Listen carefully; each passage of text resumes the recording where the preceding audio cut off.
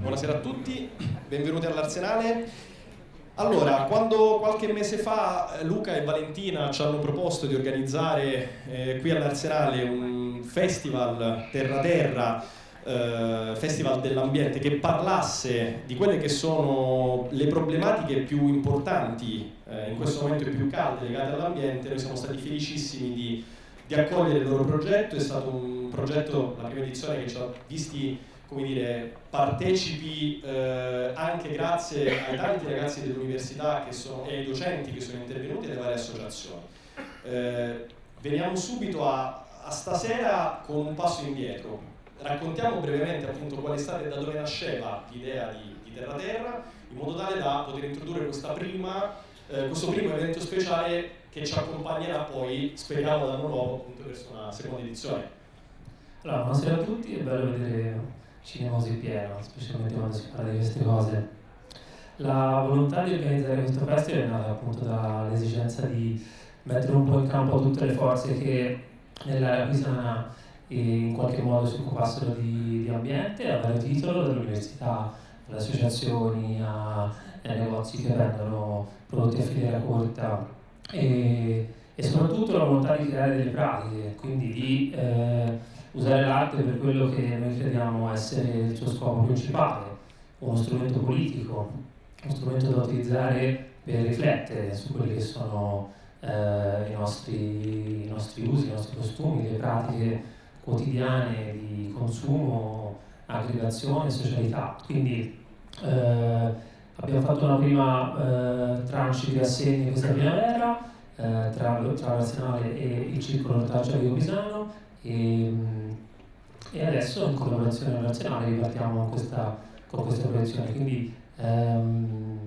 appunto speriamo che queste visioni, seguite poi dal dibattito, possano suscitare in noi riflessioni, che quindi già da domani tutti appunto possiamo farci le domande su dove compriamo, come consumiamo, come ci muoviamo in questo mondo, perché poi è il modo in cui determiniamo il cambiamento.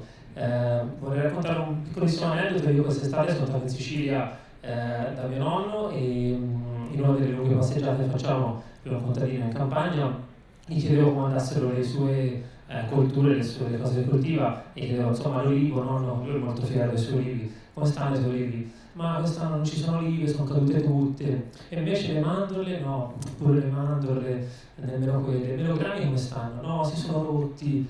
Ho detto no, ma che è successo? Sembra che tutto vada un po' a rotoli. Ho detto guarda, io non ho mai visto un'annata del genere e io non ho 80 anni fa il contadino, quindi io non sapevo cosa dire, tuttora non sapevo come rispondergli, però è il motivo per cui organizziamo questo festival, queste serate, per cercare di riflettere su i motivi che stanno sotto a questo cambiamento che ci riguarda un po' tutti, e quindi appunto la speranza che queste occasioni siano uno strumento politico, mano nostra, mano di tutti, per poter già da domani attuare questo cambiamento. Grazie.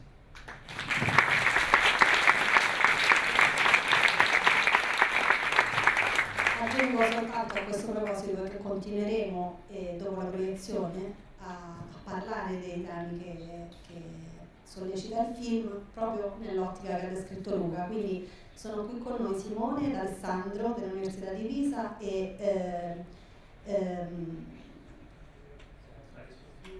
Livia e Fernando, scusatemi, di Fridays for Future. Scusatemi, ho avuto un momento di amnesia. Io sono particolarmente felice che il festival l'anno scorso sia incidentalmente, diciamo, cresciuto insieme a un'attenzione a un movimento per il clima in Italia e a livello internazionale, e Fridays for Future ha portato avanti in maniera particolarmente forte questo movimento su Pisa e non solo, e quindi sono particolarmente contenta che sono qui stasera e spero che potremo parlare anche di cosa si può fare, dobbiamo fare politicamente, attivamente per invertire la rotta.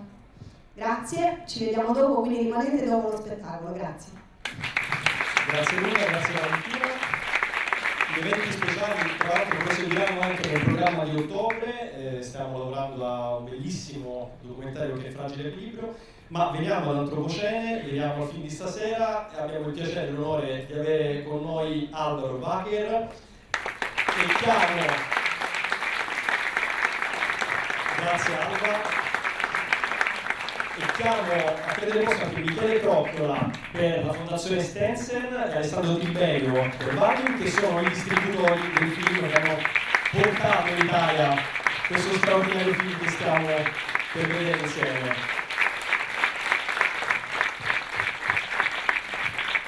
Alba, come dire, stiamo insieme per entrare in un viaggio rispetto a quello che vorremmo dire. Trattasi del futuro, in realtà trattasi purtroppo dell'oggi, di un oggi terrificante sotto tanti aspetti. È un film che racchiude tantissime storie, tantissimi ambienti, tantissimi sguardi.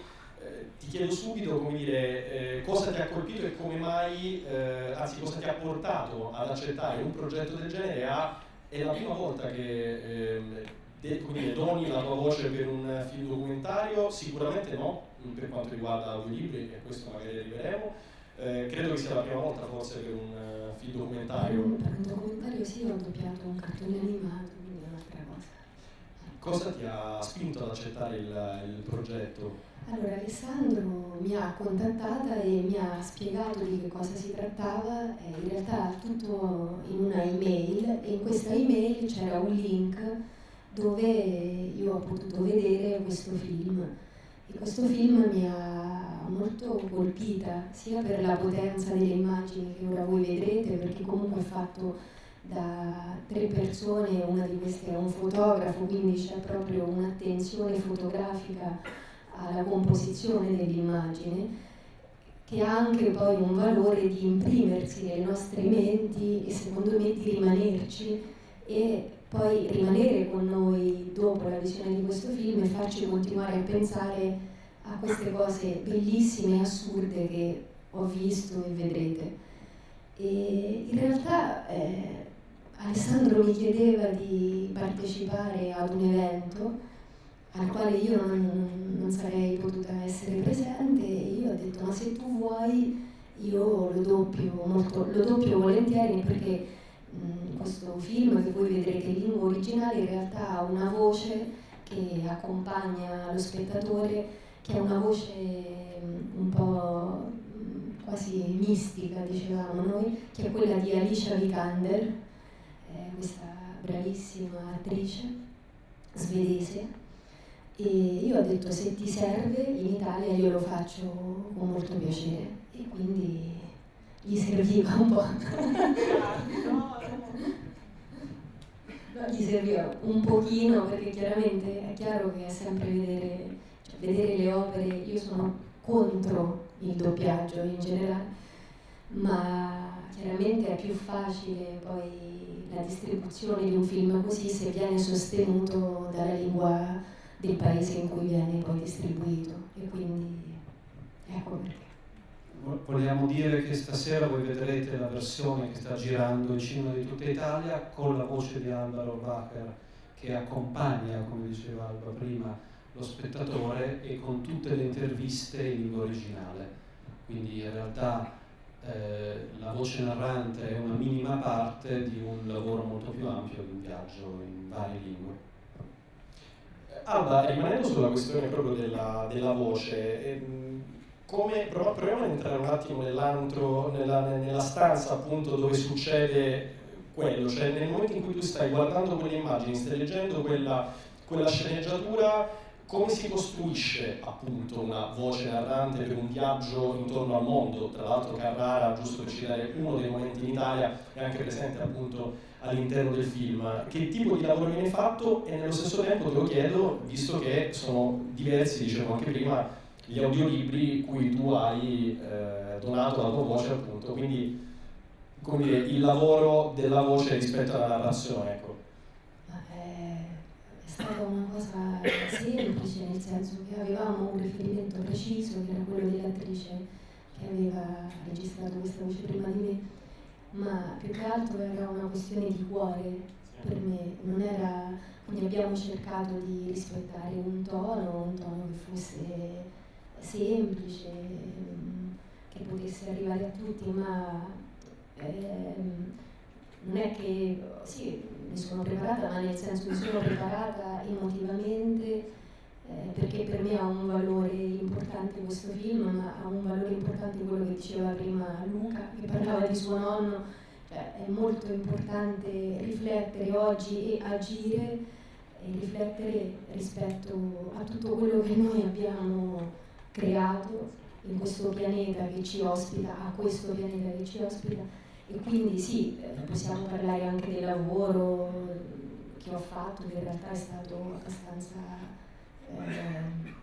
facile, ma più che altro era importante per me aiutare loro perché questo film avesse un pochino un sostegno in Italia. Facile, però secondo me sei stata particolarmente brava, perché anzi più si toglie, no? Quando si recita, quando si declama un qualcosa, andare a togliere, trovare l'equilibrio perfetto per fare qualcosa di, come dire, precisissimo come un laser, forse è più difficile che non metterci. Però vediamo, magari loro invece dicono no. Mi ricordo si parlava e si era definito un po' come impostazione quella di una messa laica, no? Sì, Di un parlavamo rito. di una messa laica. E quindi non è banale sentirsi dire oggi mi fai una messa laica, no? E insomma, quindi poi voi decreterete se c'è riuscita, ma secondo noi in maniera assolutamente egregia. Cioè un audiolibro è più complicato. È già più complicato, più complesso. Ma in realtà, appunto, tu dicevi che è stato un atto d'amore nei confronti del film e delle tematiche, soprattutto, giustamente tu citavi quanto detto anche poco fa da Luca. Tu sei da sempre, insomma, fortemente impegnata o vicina a quelle che sono le tematiche ambientali. Come può, secondo te, quali sono le formule, se ci sono, per la cultura, cioè come può il mondo dello spettacolo, il mondo della cultura in qualche modo sostenere questo tipo di battaglie che proprio in questi giorni migliaia, centinaia di migliaia di ragazzi stanno manifestando appunto nelle piazze? Per esempio facendo film come questi, e andandoli a vedere, quindi creando un dialogo tra l'opera e il pubblico.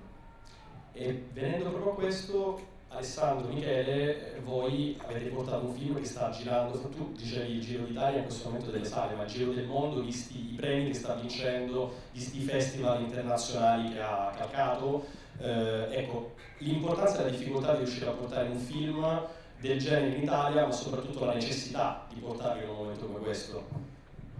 Sì, il film ha avuto la prima mondiale di produzione canadese a Toronto l'anno scorso, poi è andato a Sundance a Berlino.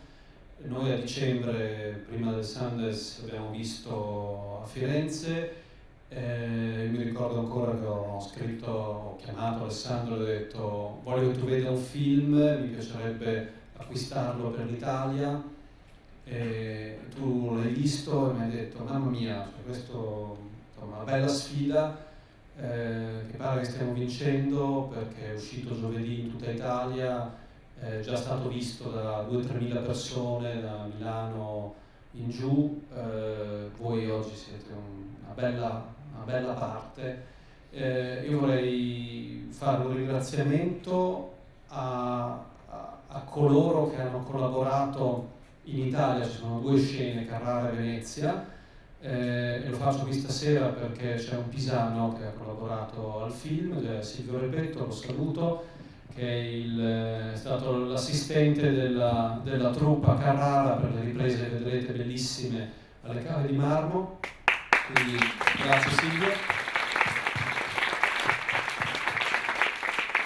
E Io vorrei dire che questo per noi da un lato è un film militante, l'antropocene, il fatto che l'uomo sta modificando il pianeta Terra in un modo talmente indelebile per cui un ipotetico geologo o archeologo tra 100.000, 1 milione di anni troverà tracce biologiche, chimiche, radioattive di questa nostra epoca. Quindi un film che parla di questo, del nostro presente, di come il nostro ingegno, la nostra bravura riesce ad autodistruggere il pianeta su cui stiamo. Quindi è un film militante, ma allo stesso tempo a noi è piaciuto tantissimo perché è un film che dimostra una realtà complessa, globale, la complessità che ne dicono i politici che vogliono semplificare tutto, dicono no, basta un muro, poi li teniamo fuori, no? La complessità del mondo esce da questo film e noi crediamo che questo sia un film per aiutare le persone a avere consapevolezza di questa complessità e di poter poi lavorare nel proprio personale sulle piccole cose e attraverso associazioni, i festival, la cultura, i Fridays for Future, eccetera, fare mobilitazione per agire su chi poi comanda e ci rappresenta.